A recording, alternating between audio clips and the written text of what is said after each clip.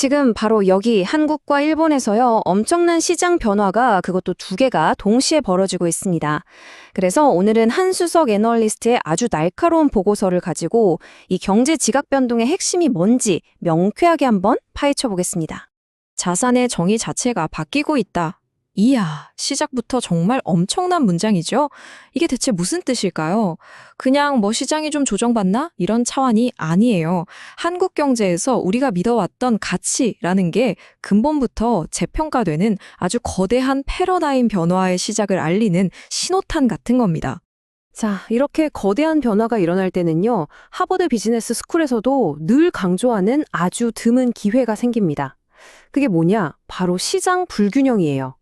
지금 한국과 일본 시장에서 딱 포착되는 이 불균형이요. 이게 곧 새로운 차익거래, 그러니까 돈 벌 기회를 의미한다는 거죠. 이 변화의 중심에 서 있는 두 기둥, 바로 한국과 일본입니다. 한쪽에서는 부동산 시장이 어마어마한 압박을 받고 있고요. 또 다른 한쪽에서는 엔화가 아주 흥미로운 안정 구간, 그러니까 스위트 스팟을 찾아가고 있습니다. 지금부터 이 두 가지 이야기를 나란히 놓고 한번 따라가 보시죠. 자, 그럼 먼저 한국 이야기부터 시작해 볼까요? 바로 거대한 자금 이동, 부동산에서 주식시장으로 돈이 대탈출하는 현상입니다.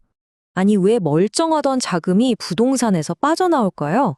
이 슬라이드 보시면 이유가 그냥 한눈에 딱 보입니다. 보유세, 그러니까 재산세랑 종부세 부담이 거의 2배로 뛰었고요.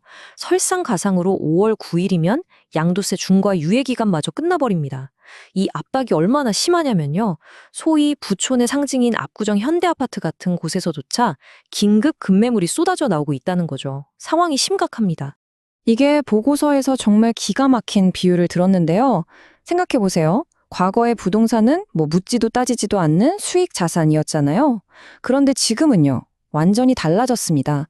매년 수천만 원씩 현금을 그냥 꿀꺽 삼켜버리는 비용 덩어리, 리스크 덩어리가 되어버렸다는 겁니다. 정의 자체가 바뀐 거죠. 그러니까요, 강제적 다운사이징이 피할 수 없는 현실이 됐다는 겁니다. 특히나 소득이 딱 끊긴 은퇴자분들이나 집을 여러 채 가진 다주택자들은 이제 더는 버틸 재간이 없는 거예요. 이건 선택의 문제가 아닙니다. 말 그대로 팔 수밖에 없는 상황으로 내몰리고 있다는 거죠. 자, 그럼 이 머니무브가 어떻게 진행되느냐? 딱 4단계의 연쇄 반응으로 일어납니다. 슬라이드 한번 따라와 보세요. 첫째, 감당하기 힘든 세금 폭탄이 떨어지죠. 둘째, 이걸 못 버틴 사람들이 집을 강제 매각하게 됩니다. 셋째, 이렇게 시장에 풀린 현금은 갈 곳을 잃고 새로운 투자처를 찾아 헤매게 되겠죠. 그리고 마지막 넷째, 이 거대한 자금의 최종 목적지가 바로 주식시장이 될 거다. 이게 이 보고서가 그리는 핵심 시나리오입니다. 자, 한국이 이렇게 내부적으로 자금 대이동이라는 소용돌이에 휘말려 있는 동안에 바다 건너 일본에서는 완전히 다른 판이 짜이고 있습니다. 전 세계가 막 흔들리고 불안한데 희한하게 일본 엔화는 오히려 굉장히 안정적인 흐름을 보여주고 있다는 거죠. 여기서 핵심 숫자가 나옵니다.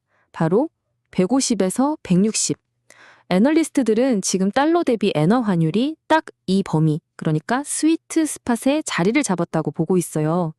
이거 트레이더들한테는 정말 중요한 숫자입니다. 아니, 이 스위트 스팟이라는 게 왜 그렇게 중요할까요? 두 가지 이유가 있어요. 하나는 일본 수출 기업들 입장에서 예측이 가능해져서 사업하기가 편해진다는 거고요.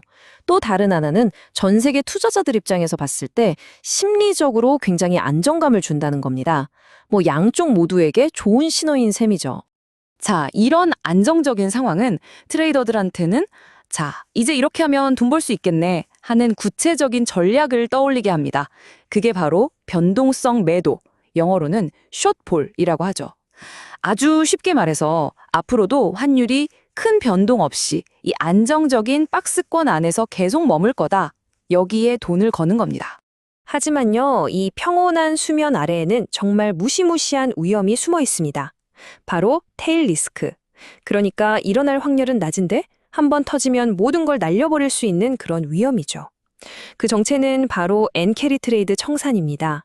이게 뭐냐면 전 세계 투자자들이 금리가 싼 엔화를 빌려서 다른 고수익 자산에 투자를 엄청나게 해놨거든요. 그런데 아주 만약에 엔화가 갑자기 확 강세로 돌아서면 어떻게 될까요? 빌린 엔화를 갚아야 하는 비용이 눈덩이처럼 불어나는 겁니다. 그럼 투자자들은 손실을 막으려고 전 세계에 투자해놨던 자산들을 그냥 미친 듯이 팔아치우기 시작할 거고, 이건 그야말로 금융시장의 대혼란으로 이어질 수 있다는 거죠. 자, 그럼 이제 이 두 이야기를 한번 합쳐보겠습니다. 한쪽에선 한국의 자금 이동, 다른 쪽에선 일본 엔화의 안정성. 이 두 가지 현상이 만나면서 과연 어떤 기회가 생기고 또 어떤 리스크가 숨어 있는지 트레이더의 입장에서 한번 선택지를 분석해보죠. 이 매트릭스를 보시면 지금 상황이 아주 깔끔하게 정리됩니다. 먼저 주식시장부터 볼까요? 기회는 명확하죠. 부동산에서 빠져나온 돈이 들어오면서 유동성 랠리가 펼쳐질 수 있습니다. 하지만 리스크도 있어요. 만약 집값이 폭락이라도 하면 금융권 전체가 흔들리는 신용 리스크로 번질 수 있다는 거. 그럼 파생상품 시장은요? 엔화가 150에서 160 사이에서 안정적으로 움직이니까 이 박스권 안에서 사고 파는 레인지 트레이딩 기회가 생기죠.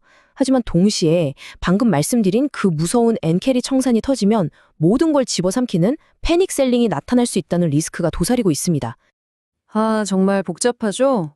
그럼 이 복잡한 상황 속에서 보고서는 우리에게 어떤 행동 계획을 제시하고 있을까요?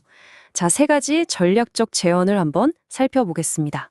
자, 첫 번째 행동 계획입니다. 바로 자산 포트폴리오의 대대적인 재조정이 필요하다는 겁니다. 핵심은 간단합니다. 자산 재분배를 실행하라는 거죠. 너무 비싸지고 이제는 리스크 자산이 되어버린 부동산 비중은 과감하게 줄이고요. 그 돈으로 아직 저평가된 우량 주식이나 채권으로 옮겨 타라는 겁니다. 아주 명쾌한 전략이죠. 자, 이어서 두 번째 행동 계획. 이건 일본 시장에 대한 좀 더 정교한 접근을 요구합니다. 이건 좀 더 섬세한 전략인데요. 그냥 막연하게 엔화가 강해질 거야, 여기에 베팅하지 말라는 겁니다. 그건 너무 단순한 생각이라는 거죠. 대신에 이 안정된 엔화 환경을 딛고 일어서서 이득을 볼 일본의 내수 기업이나 수출 기업에 투자하는 것, 이게 훨씬 더 현명한 플레이라는 분석입니다. 그리고 마지막 세 번째, 재원. 이건 기회를 쫓는 것보다 가장 큰 리스크를 어떻게 관리할 거냐, 여기에 초점을 맞추고 있습니다. 보고서가 진짜 가장 강력하게 경고하는 리스크, 그건 바로 가격 왜곡입니다. 이게 무슨 말이냐면요, 정부의 각종 규제로 거래 자체가 꽁꽁 얼어붙어 버리면 시장이 제대로 작동을 안 하잖아요. 그럼 진짜 가격이 얼마인지 아무도 모르게 되는 겁니다. 마치 댐에 물이 계속 차오르듯 압력만 계속 쌓이는 거죠. 그러다가 어느 한순간 그 둑이 빵 터지면 우리가 예상했던 것보다 훨씬 더 깊고 처참한 폭락을 불러올 수 있다.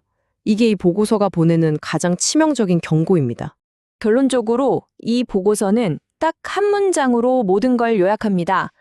부동산의 시대는 끝나고 금융자산 효율성의 시대가 시작되고 있다. 우리가 지금 두 눈으로 목격하고 있는 이 거대한 경제 변화의 본질을 정말 정확하게 꿰뚫는 한 문장이 아닐까 싶습니다. 자, 그렇다면 마지막으로 여러분께 질문을 던져봅니다.